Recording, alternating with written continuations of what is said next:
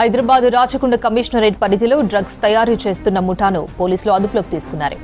కాచవని సింగారం దివ్యనగర్లో drugs తయారు చేస్తున్న 5 నిందితులను అరెస్ట్ చేశారు. నిందితుల దగ్గర నుంచి డ్రగ్స్ తయారీ పరికరాలు, 30 లక్షల రూపాయల విలువ చేసే 2 కేజీల 900 గ్రాముల ఆల్ఫాజోలం స్వాధీనం చేసుకున్నారు. సిటీ శివారు ప్రాంతాల్లో ఇళ్లు అద్దెకు ఇచ్చేవాళ్లు అప్రమత్తంగా ఉండాలని సూచించారు ఎక్సైజ్ శాఖ అధికారులు. హైదరాబాద్ రాచకొండ కమిషనరేట్ పరిధిలో డ్రగ్స్ తయారు చేస్తున్న ముఠాను పోలీసులు అదుపులోకి తీసుకున్నారు.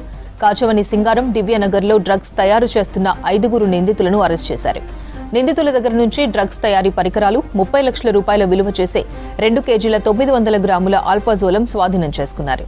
సిటీ శివారు ప్రాంతాల్లో ఇళ్లు అద్దెకు ఇచ్చేవాళ్లు అప్రమత్తంగా ఉండాలని సూచించారు ఎక్సైజ్ శాఖ అధికారులు.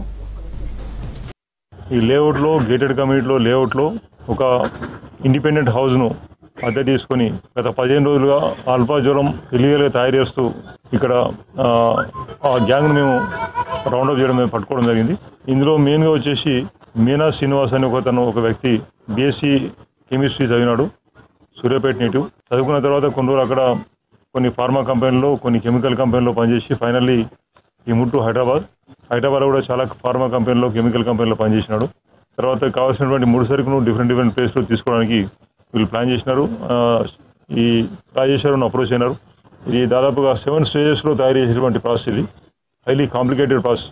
దీనికి కావాల్సినటువంటి కెమికల్స్